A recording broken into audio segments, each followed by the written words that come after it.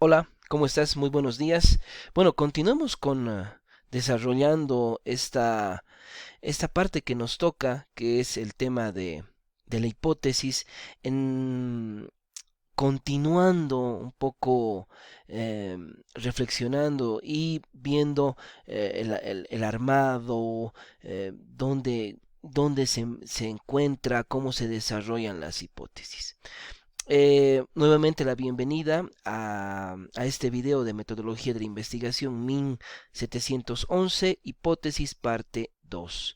Ok, vamos a esta parte, este subtítulo muy importante, es cuándo usar hipótesis. Eh, el primer elemento, formular hipótesis siempre en investigaciones de nivel explicativo. ¿Por qué? Porque como habíamos dicho, el nivel explicativo es el nivel de investigación más alto, ¿no? Donde hay un manejo ya mucho más especializado en la temática que se desarrolla, ¿no?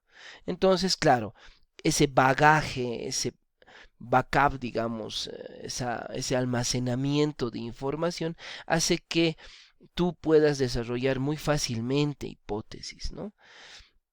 Entonces se pueden ir en las hipótesis tejiendo, entretejiendo variables, ¿no? Porque tienes mayor información de toda de todo esa recolección de datos que has hecho, ¿no?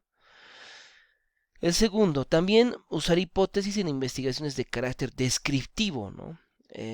Sobre todo si son investigaciones correlacionales, ¿no? Donde se realizan o se empieza a desarrollar dos variables y viendo en estas variables su relación, ¿no? Ahí también es obviamente importante lanzar una hipótesis, ¿no? Una hipótesis que va a observar ya sea las causas de esa interrelación entre variables o los efectos que puede dar o puede generar esa interrelación de variables, ¿no? Y por último, en investigaciones a nivel exploratorio se puede, como no también se puede hacer la generación de hipótesis. ¿De qué depende esto? Mucho depende también de las exigencias de la universidad, ¿no? De las estructuras, de los formatos de documentos que la universidad requiere, ¿no? Y que tiene perfectamente estipulado en sus reglamentos de sus modalidades, donde tú puedes encontrar obviamente al detalle las exigencias metodológicas que cada Casa Superior de Estudios tiene, ¿no? Como habíamos visto en un capítulo anterior, en un video anterior, dentro de nuestra universidad, la hipótesis es, digamos, un elemento que no se desarrolla en todos los documentos que son fruto de la modalidad, ¿no? Y que sirven para defender y terminar, concluir tus estudios preuniversitarios, ¿no? La hipótesis tiene que ir sin el documento de tesis, ¿no? Pero la hipótesis, digamos, tiene otro manejo en el marco, por ejemplo, del proyecto de grado y en el marco del informe final de trabajo dirigido, donde desaparece y hay digamos, se exige otro elemento que es la factibilidad, ¿no? Tanto en el proyecto como también en el informe de trabajo dirigido. Eso tú lo puedes ver en el video correspondiente al análisis que hemos hecho de los documentos y de las modalidades de graduación que está también en nuestro blog, ¿no? Y es parte de toda esta colección que estamos realizando.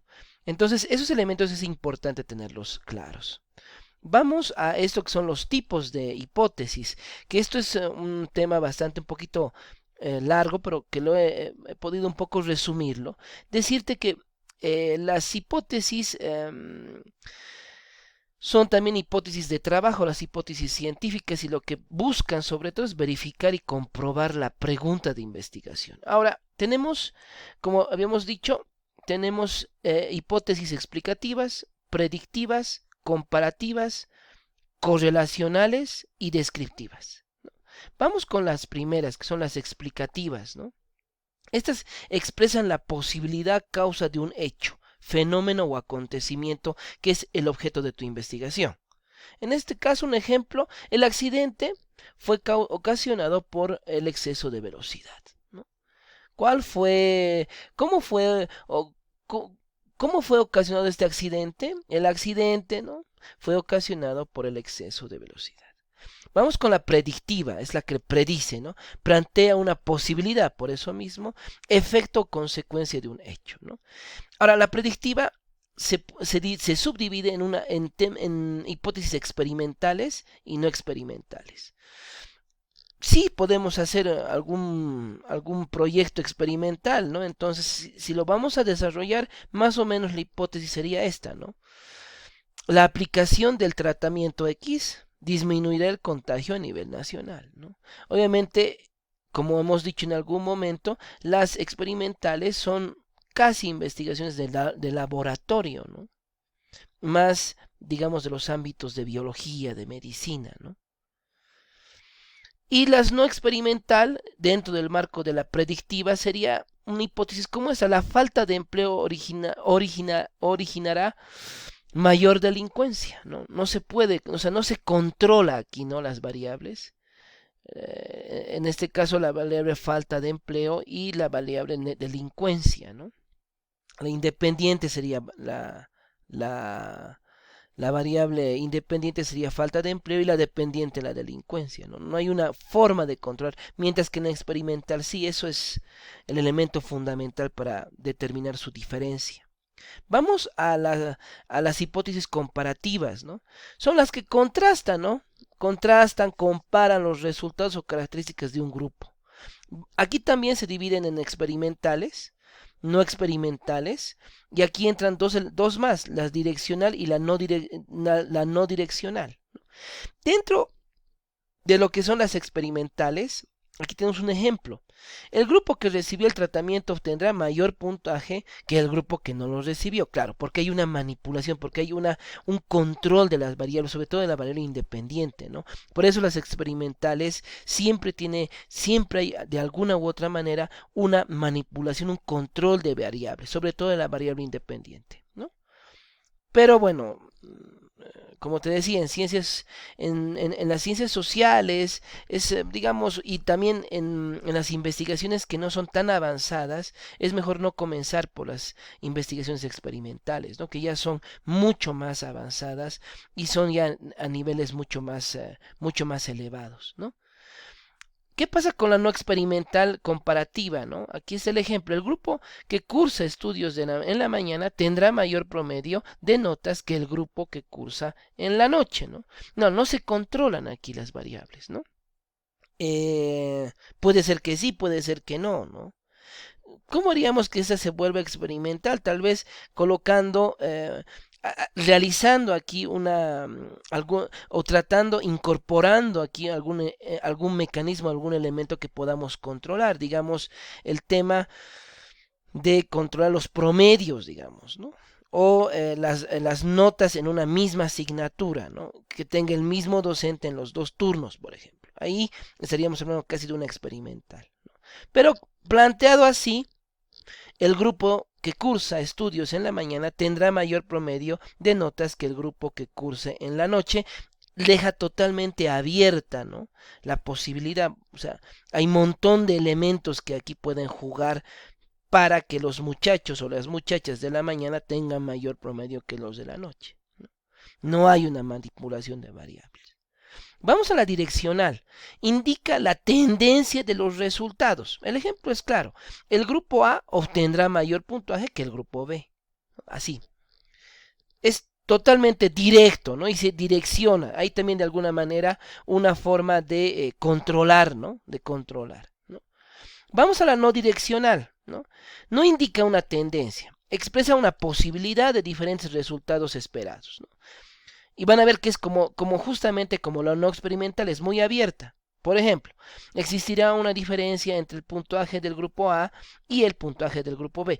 Claro, existirá, no sabemos qué diferencia será, si será un tema de promedio, si será un tema, no sé, específicamente de algún material que les ha dado. O sea, está totalmente abierta, deja abierta esa posibilidad, ¿no? No hay un control. Vamos a las hipótesis correlacionales. Estas hipótesis son las que relacionan variables cuantitativas, ¿no? Relacionan a mayor inversión, mayor cantidad de empleo. Así clarito, ¿no? No hay dónde perderse. Y vamos ahora a las hipótesis que son de tipo descriptivas, que dicen que hay una probable relación o causa entre variables. Vamos al ejemplo. A diferencia de las mujeres, los varones prefieren ocupar su tiempo libre en actividades deportivas. Aquí la variable género, esa es la variable independiente, y la variable dependiente sería actividad deportiva, ¿no?